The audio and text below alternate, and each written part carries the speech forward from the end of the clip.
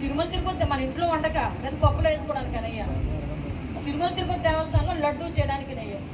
అటువంటిది కూడా 300 రూపాయలకి ఇస్తాడంటే అందులో కల్తీ కాకుండా ఇంకేం కలుపుతాడు? అసలు ఆలోచించండి. 300 రూపాయలకి ఎక్కడైనా గిట్టుబాటు అవుతుందా? మళ్ళా ఏంటి, ఇంతకు ముందు టెండర్ నామ్స్ అన్ని మార్చేశాడు.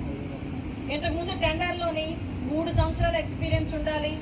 అదేవిధంగా ఒక రోజుకి, మీకు ఇవన్నీ తెలియాలి కాబట్టి చెప్తున్నాం, ఒక రోజుకి 15,000 కేజీలు, నాకు తెలిసి 15,000 టన్నుల నెయ్యి అవసరం అవుతుంది.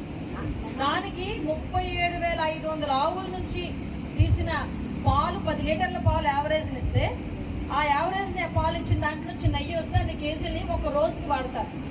200 కోట్ల రూపాయలు అవుతుంది తిరుమల తిరుపతి దేవస్థానం లడ్డూ ప్రిపరేషన్. సో అటువంటి దాన్ని కూడా నామ్స్ అన్ని మార్చేశారు. అవేం ఉండక్కర్లేదంట, రివర్స్ టెండరింగ్ అంట. ఏదో రకంగా వాళ్ళు 50 సంవత్సరాల నుంచి నెయ్యి సరఫరా చేస్తున్న వాళ్ళని కూడా పక్కన పెట్టేసి కొత్తగా ఇంకో నెయ్యి సరఫరా చేసేవాళ్ళు తీసుకొచ్చారు వాళ్ళ తాలూకా జేబులు నింపుకోవడానికి. అంటే వాళ్ళ పరిస్థితి ఏంటంటే దేవుడితో కూడా వ్యాపారం చేస్తారు ఆఖరికి.